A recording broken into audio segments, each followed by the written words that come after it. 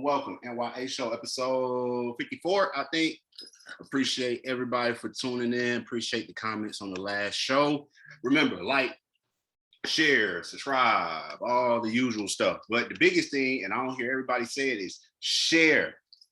You can watch the video, comment, do something for YouTube, but when you share it, Facebook, Twitter, all those other good places, you do us much more. So go ahead and share the video. Hope everybody having a good Saturday. I got news here that I'm covering. I basically want to talk about this story I see on NBC. The digital records from 19th century give Black families a glimpse of their ancestry. As you know, any of us who are of the lineage of African Americans who were brought here during Middle Passage during slavery, you know that records and things of the history are hard to come across, but there is a big United States housing of a lot of records related to us. And I just want to speak on some of it. Here we go. A renowned genealogist, Ms. Smith here, gathered much of the information through the Freedmen's Bureau, a federal agency for formerly enslaved Black people created near the end of the Civil War in 1865. Its goal was to assist the newly freed slaves, enslaved Africans with providing them house care, medical care, jobs, shelter, all of these things. This was something that President Lincoln urged Congress to do at the end of slavery. This built several freedmen schools that a lot of Black children went to that upped the Black literacy to 30%.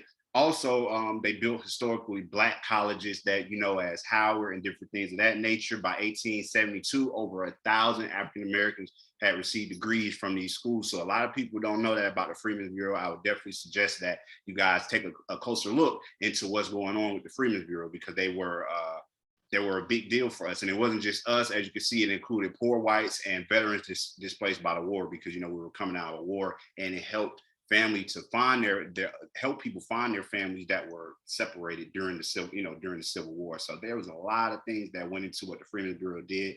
A lot of white people up north didn't like it. A lot of the white people down south that were helping run it and operate it, of course, they felt different harassments throughout that time. All right, so now they're saying this month, ancestry.com has unveiled a game that was a Black family lineage game changer. 3.5 million records of previously enslaved Black people available for free, as it should be. Is our information. They took all the information from you, kept it on file. Kept it on file, and then don't try and sell me back the information. Please don't do that. It is believed to be the world's largest digitized and searchable collection of the Freedmen's Bureau and the Freedmen's Bank archives, because the Freedmen's Bank took money from African Americans, took our money, the money we were making. We said, all right, we're gonna put it in the Freedmen's Bank. We're gonna do business with y'all. Y'all doing all these things for us. We're gonna put it into the bank. And guess what? I know a lot of y'all, as you would guess, money went missing. It's a lot of people who died who never got to see their money again when the next president came in and disbanded and stopped funding the Freedmen's Bureau. So doors closed, money not given back. It's often difficult for us to trace our history because of the disruption of what happened during slavery. Of course, you can find even more information when it regards to us that were here already before that. There were Black people that were here already operating in North America before the actual people from Africa came over. That's something to note as well. Further, the collection is significant because it is most likely the first time newly freed African Americans appear in records after the Emancipation Proclamation in 1863, as many enslaved people were previously excluded from standard census and federal documents, because of course we were counted as cattle. We were not counted as people. You were 3/5 of a human. Here's Mr. Dennis Richmond of New York found it incredible that when he was 13, he read Roots and was moved. When I watched Roots for the first time, and a lot of y'all got me too.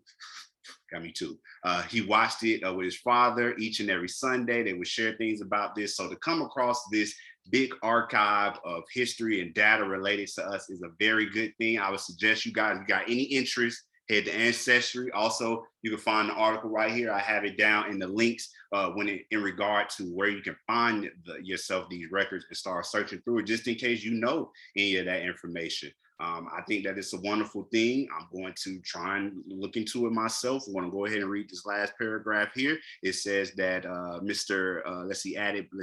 Bug Sim says that the greatest gift you can give your offspring is their heritage, so they truly can know where they came from. With my two granddaughters, I am able to get them back 7 generations on one line and 8 on another one. And to have pictures to support it, that's exhilarating. So I really hope that everyone takes the time to come through, read the full article, look through it, listen to what people are saying, and understand that this is a big step in the future, towards the future, using technology to a greater purpose to help give us some of our history back. We got married, all the gets, man. Please don't think that we was walking around here on 4th Street with our hands looking out for somebody to help us. No, we was on the road, we were doing our thing, and I hope that you guys check out my article. Hope you appreciate the show. It's the N.y.a show. Let me know what you think. Are you going to check to see if you got some things in there? I know I'm gonna check it out.